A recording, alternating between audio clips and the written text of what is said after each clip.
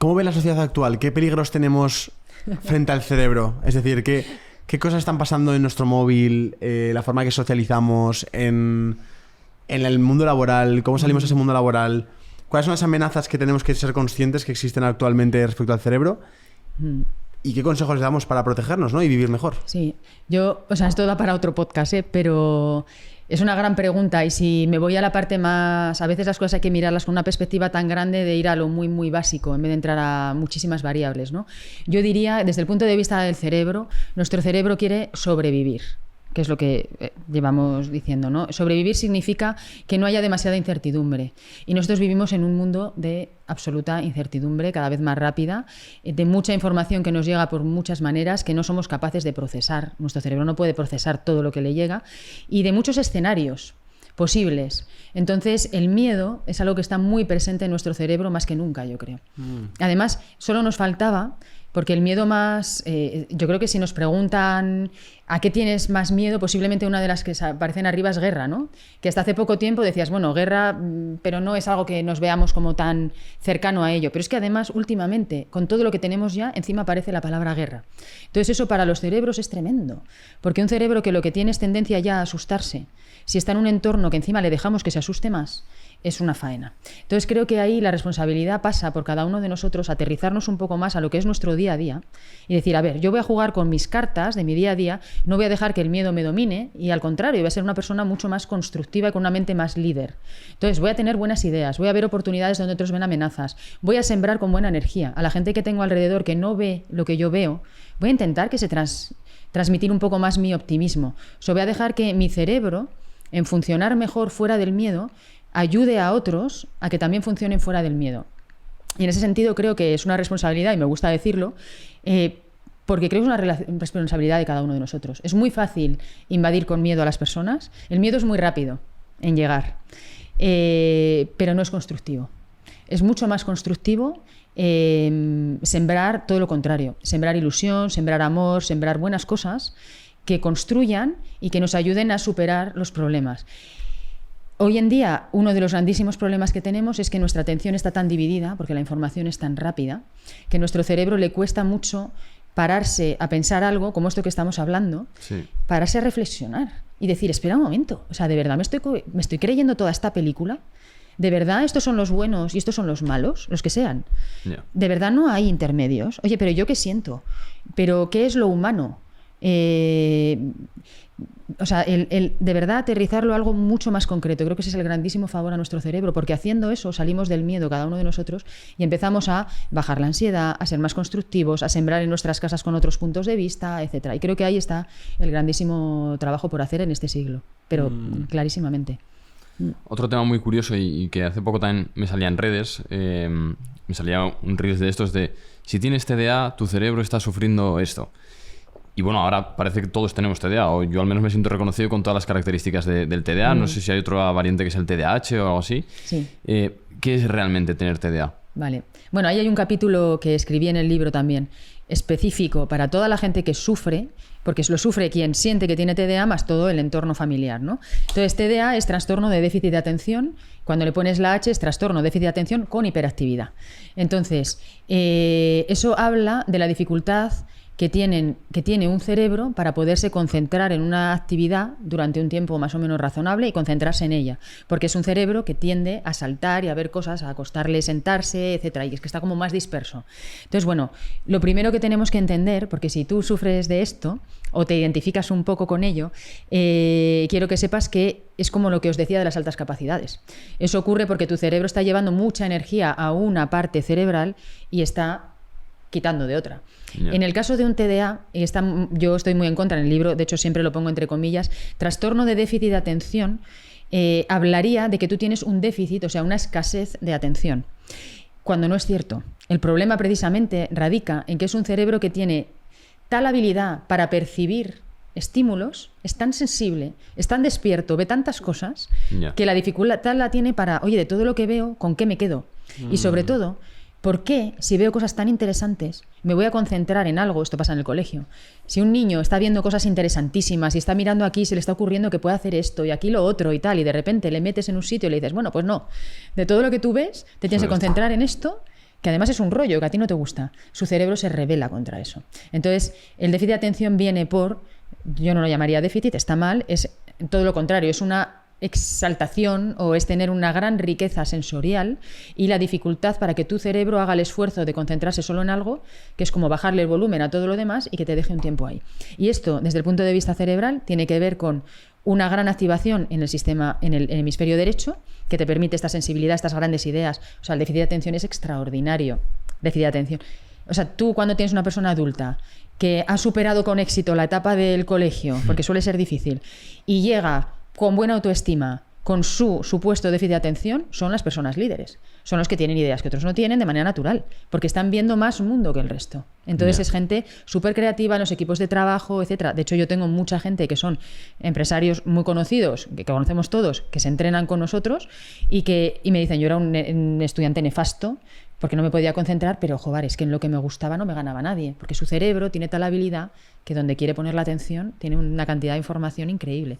Entonces, bueno, la gracia está en cómo hacer que no sufran.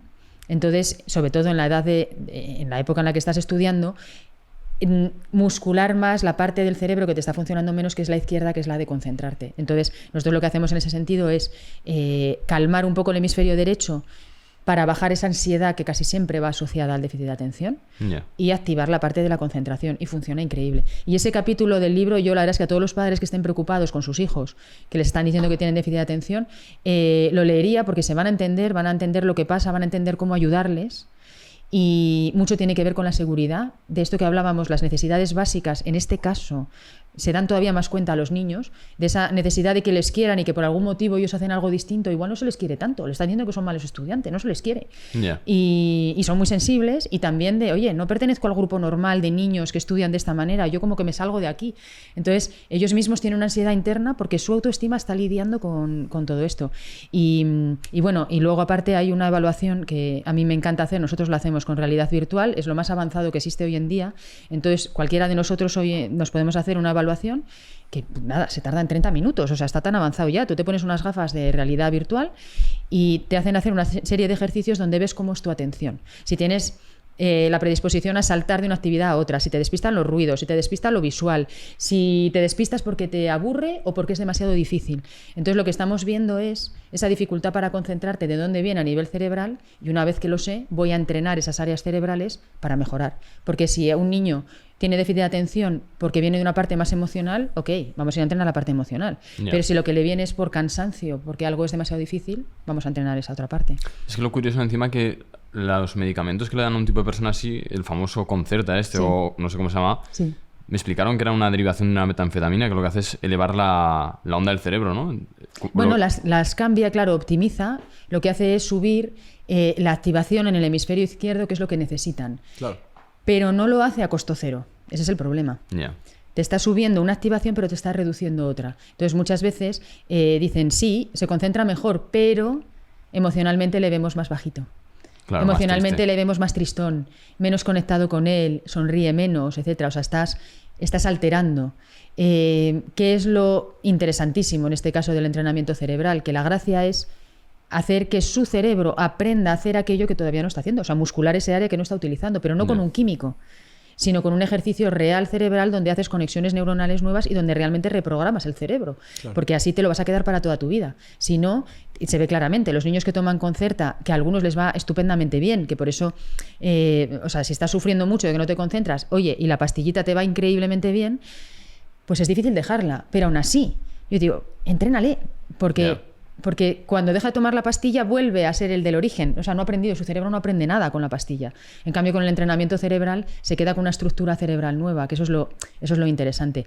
Estructura cerebral que, por cierto, la vida también te la va dando, porque hay niños que han tenido grandísimo déficit de atención, lo tengo que poner entre comillas, que, oye, vas estableciendo herramientas con tu vida y entonces de adulto dices, bueno, pues yo ya sé cómo hacerlo para no despistarme tanto, porque con la experiencia, ¿no? Pero sí, es un temazo, es un temazo. ¿Algún ritual que recomiendes para mantener la concentración o para ayudar a la concentración? O sea, hay que sacar un examen, hay que estudiar, ya está. O sea, hoy a las 6 de la tarde tengo que poner a estudiar. ¿Algo que podamos ayudar para hacer esto? ¿Algún ritual, alguna respiración, algo que podamos utilizar? Pues mira, lo principal es Es muy fácil, además, el ritual, sí. El ideal es ponerte primero una música que es animada, que a ti te gusta, para hacer el paso entre no estudiar y estudiar. Porque normalmente lo que te cuesta es sentarte a estudiar. Y a tu cerebro le cuesta un montón. Dice, qué rollo sentarme a estudiar. Entonces, si tú le engañas y le pones una música y vas haciendo tus cositas y empiezas incluso a estudiar con esta música de fondo que es amable o que a ti te trae buen rollo, ya le estás engañando y estás haciendo que esté un poco más de tu parte, que tenga más ganas de sentarte a estudiar, ¿no? Eso en primer lugar. Después, incluso cuando estás escuchando la música antes de sentarte, si haces una actividad un poco, o sea, te pones a saltar en el momento, te mueves o bailas una canción, a tu cerebro... nuestro cerebro, después de hacer una actividad muy corta pero intensa, emite unas ráfagas de frecuencias alfa, las de la calma, pero que también llama frecuencias beta, que son las de la concentración. Entonces es mucho más fácil tener concentración después de haber hecho un ejercicio intenso. Te vas a concentrar mejor. De hecho, después de haber hecho deporte es mucho más fácil que te concentres que antes, ¿verdad? O sea, si quieres ser... Y de hecho, muchos deportistas de élite son muy buenos después haciendo cosas, luego concentrándose, porque es que tienen tal carga de frecuencias, de ráfagas de frecuencias después, que se las aprovechan, está muy bien. Y muchos niños les ayuda a estudiar. Yo, por ejemplo, cuando entrenaba, es que era súper eficiente estudiando, pero es porque había entrenado antes. Entonces el entrenamiento previo es buenísimo para estudiar después. O sea, y además es en ese orden, entrenamiento y luego estudiar. Entonces, bueno, un movimiento así que ya va a tener la ráfaga. Y después, algo que viene muy bien es hacer un ejercicio, que esto ya empezamos a trabajar en frecuencias, que cuando te sientas, como lo que quieres es pasar de un foco abierto, de estar despistado, a concentrarte, es ayudarle en esto a tu cerebro y nombrar, por ejemplo, los objetos que tienes alrededor, que es un acto que le estás pidiendo de foco. O sea, te exijo que me digas el nombre de esto, pues cámara, luz, ventilador, mesa, silla. Mola. Haciendo eso, ya estás cambiando a foco cerrado. ¿Café? ¿Cafeína? Cafeína influye, por supuesto, pero sí. O sea, bien, te ponen un buen nivel de activación, pero yo nunca ligaría o intentaría no ligar la concentración a sustancias, porque vas a estar tomando demasiada cafeína después, esto te va a empezar a hacer picos. Yo no lo ligaría a nada. ¿Y estómago lleno o estómago vacío? Mucho mejor, o sea, no lleno del todo, porque ahí estás llevando tanta energía a la digestión que puede llevar menos a la concentración. Claro. Sí. Y ayuda mucho, por ejemplo, meter un elemento que tu cerebro ya identifica con momento de concentración. Entonces yo animo mucho a tener una vela, por ejemplo, de olor. Yo a mis sobrinos, a los estudiantes que tengo cerca, siempre les regalo una vela pequeñita. Digo, ponte esto cuando vayas. Y encenderla es un acto que tu cerebro ya tiene como hecho es momento de concentrarse. Pongo la vela, viene el olor y relaciona eso que está pasando a nivel visual y de olor con el tipo de frecuencias de la concentración. Entonces es un ancla también. Así que bueno, eso es... Y luego también mucho los tiempos. Tú no le puedes pedir a tu cerebro que se concentre, si no puedes 40 minutos, haz pausas, dale 15. Qué bueno. Por supuesto, quita el teléfono y hazte luego pausas. Otro ritual que se ha puesto muy de moda es el ayuno de dopamina. Hay un montón de vídeos en YouTube que se habla de la dopamina. ¿Realmente esto tiene efecto? ¿Realmente consigues hacer algo, el irte sin ningún estímulo a la montaña sin mirar nada? ¿Conseguimos algo? Yo creo que sí que se consigue, sí. O sea, yo creo que son ayunos, o sea, es manera de, una vez más, de salir del automatismo que tiene tu cerebro y someterle a esa plasticidad cerebral de, oye, cambia esto por completo. Hay una cosa que es buenísima en ese tipo, además, si es ir a la naturaleza, y es que simplemente cambiar la distancia con la que miras tus ojos, porque nosotros en el día a día no nos hemos dado cuenta, pero nuestros ojos están mirando cosas muy cortas. Estamos mirando... qué bueno, mirar lejos. Y mirar lejos...